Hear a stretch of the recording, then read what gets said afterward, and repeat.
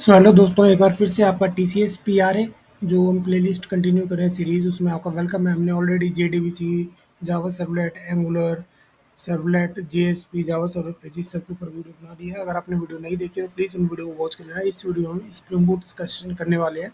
तो चलिए directly video को स्टार्ट करते हैं। पहला क्वेश्चन है, स्प्रिंग बूट को यूज़ क्या डेवलप करने के लिए किया जाता है? तो स्प्रिंग बूट का यूज़ मल्टीपल चीज़ों के लिए किया जाता है, माइक्रो सर्विस बनाने के लिए या रेस्टफुल वेब सर्विस बनाने के लिए, वेब एप्लीकेशन के लिए। तो पहले क्वेश्चन का आंसर है ऑल ऑफ द अबव। ठीक है, आगे चलते हैं सेकंड क्वेश्चन के ऊपर।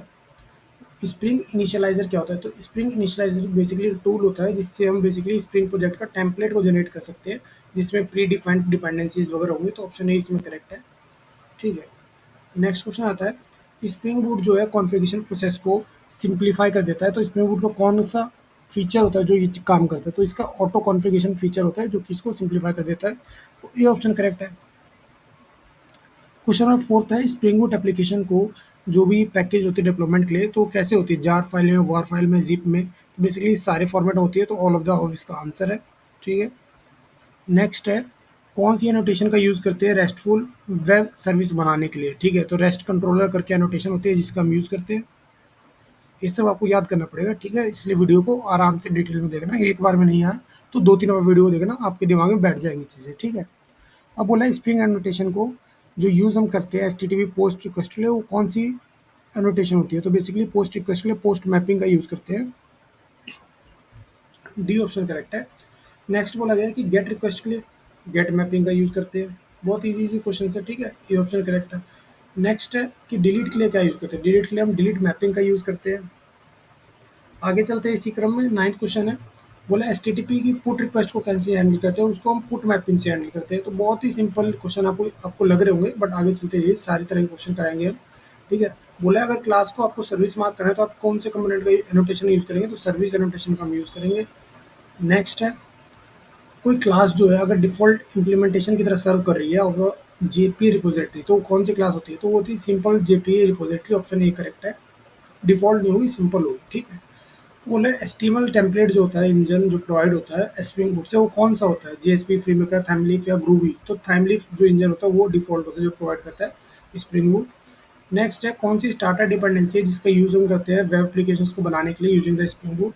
तो basically spring boot starter web करके जो डिपेंडेंसी है इसका यूज़ करते हैं। तो बी ऑप्शन करेक्ट है। नेक्स्ट है question number 14, spring boot actuator का फंक्शन क्या होता है? तो एक्चुएटर का काम होता है प्रोडक्शन रेडी फीचर्स बनाना, जैसे कि मॉनिटरिंग हो या मैट्रिक्स हो गया। तो ऑप्शन ए करेक्ट है इसमें। नेक्स्ट है, आपको जो पोर्ट है स्प्रिंग बूट में जो एप्लीकेशन रन हो रही है उसको कैसे स्पेसिफाई करते हैं? तो उसको सर्वर पोर्ट से भी कर सकते हैं, एप्लीकेशन YML से भी कर सकते हैं, प्रॉपर्टी से भी कर सकते हैं। तो सारे आंसर करेक्ट है, ऑल द आंसर इसका। नेक्स्ट चलते हैं, स्प्रिंग बूट डेव टूल्स का पर्पस क्या होता है? तो डेव टूल्स जो होते हैं उनका पर्पस होता है हॉट रिलोडिंग ऑफ कोड को चेंज करना और ऑटोमेटिक एप्लीकेशन रिस्टार्ट करना। ठीक है, तो बी ऑप्शन करेक्ट है। नेक्स्ट क्वेश्चन है, मेन डिफरेंस क्या है स्प्रिंग और स्प्रिंग बूट में? स्प्रिंग और स्प्रिंग बूट का जो मेन डिफरेंस है वो ये है कि स्प्रिंग बूट में आपको प्री पहले से कॉन्फ़िगर्ड डिफ़ॉल्ट्स रहते हैं, जबकि जो स्प्रिंग था उसमें आपको मैनुअल कॉन्फ़िगरेशंस करनी पड़ती थी, जो कि ऑप्शन बी कह रहा है। तो बी ऑप्शन इसमें करेक्ट है। ठीक है, 18th क्वेश्चन की ओर हम चलेंगे डायरेक्टली बिना रुके। तो बोला डिफ़ॉल्ट लॉगिंग इम्प्लीमेंटेशन क्या होती है स्प्रिंग बूट में? तो लॉग बैक करके जो इम्प्लीमेंटेशन है वो डिफ़ॉल्ट होती है। ठीक है, क्वेश्चन नंबर 19 में चलेंगे, जो कह रहे हैं कि स्प्रिंग बूट एप्लीकेशन एनोटेशन जो है उसका पर्पस क्या होता है? तो उसका पर्पस होता है कि स्प्रिंग बूट को ऑटो कॉन्फ़िगरेशन एनेबल करना। ऑप्शन ए करेक्ट है।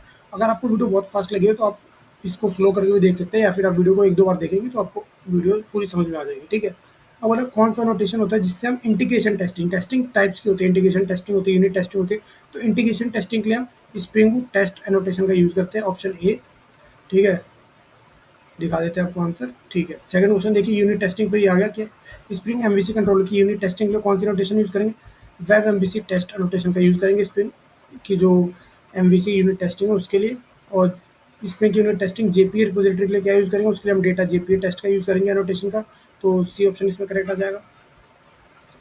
इसी तरह से 23 क्वेश्चन बोला है कि कौन सा नोटेशन होता है जो कि कॉमनली एक्सेप्शन हैंडलिंग के लिए यूज़ करते हैं? तो एक्सेप्शन हैंडलर भी होता है, ठीक है, कंट्रोलर एडवाइस भी होता है, रिस्पॉन्स स्टेटस भी होता है। तो ऑल ऑफ द इसका आंसर है। ठीक है, डी ऑप्शन पे टिक लगा देंगे। नेक्स्ट चलते हैं, बोला है कि अगर आपको स्प्रिंग बूट 3 का वर्जन यूज़ करना है तो कौन सा जावा का वर्जन रिक्वायर्ड है? जावा 8, जावा वगैरह 17 है, कौन सा रिक्वायर्ड है? तो मिनिमम आपके जो डिवाइस में जावा 17 होना चाहिए, जब भी आप स्प्रिंग बूट 3 को यूज़ कर पाएंगे। ठीक है, फिर बोले पूछ पुट और पैच में क्या डिफरेंस है? पुट क्या होता है, जो भी आपका रिसोर्स है ना उसको कंप्लीटली पूरी तरह से अपडेट कर देगा। बट अगर आप पैच होंगे ना, पैच के अंदर आप जो स्पेसिफाई करेंगे फील्ड को सिर्फ उन्हीं के बेस पे अपडेट करेगा। पुट क्या होगा, वो पूरा ही अपडेट कर देगा, बट पैच आपका जो है स्पेसिफाइड जो आपने किया उसके अकॉर्डिंग अपडेट करेगा। तो पहला ही करेक्ट है इसमें। ठीक है, फिर बोले पाथ वेरिएबल एनोटेशन जो है उसका काम क्या होता है? इसका काम होता है कि यूआरएल पाथ को एक्सट्रैक्ट करना, वैल्यू वहाँ से, और उनको बाइंड करना है मेथड पैरामीटर से। तो बी ऑप्शन करेक्ट है, पाथ एक्सट्रैक्ट करके वैल्यू बाइंड कर देना। फिर बोला प्रोफाइल एनोटेशन होती है, इसका काम क्या होता है? प्रोफाइल एनोटेशन का काम होता है कि वो अलग अलग बीन्स जो है लोड करे अलग अलग एनवायरनमेंट में। ठीक है, तो ऑप्शन ए करेक्ट है।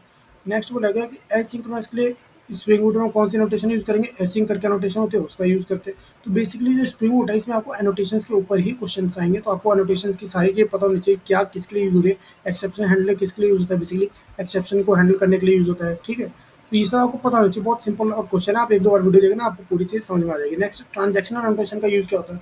तो डेटाबेस में ट्रांजेक्शन को ऑटोमेटिकली मैनेज करने के लिए इसका यूज होता है। ठीक है, तो इस तरह से हमने सारे क्वेश्चन जो है कवर कर लिए यहाँ पे 30 क्वेश्चन। आप वीडियो को प्लीज 1 से 2 बार वॉच करना, एक बार एग्जाम से पहले भी वॉच कर लेना, ताकि आपको सारे क्वेश्चन समझ में आ जाए और आप पीआर में इजिली 80% प्लस स्कोर कर पाए। अब हमने सारे टॉपिक्स कवर कर लिए, जेडीबीसी कर लिया, जीएसपी कर लिया, सर्वर पेजेस कर लिए, सर्वलेट कर लिया हमने, एंगुलर कर लिया, स्प्रिंग बूट कर लिया। ठीक है, तो प्लीज वीडियो को लाइक कर देना, चैनल को सब्सक्राइब कर देना। इसके बाद जो वीडियोज आएंगे वो आएंगे कंप्लीट कोडिंग वीडियोज, जिसमें ओप्स के कॉन्सेप्ट्स के, जावा के, एडवांस जावा के कोडिंग क्वेश्चन होंगे जो हम करेंगे लाइव सॉल्व। ठीक है, तो प्लीज चैनल को सब्सक्राइब कर लेना and thank you for watching.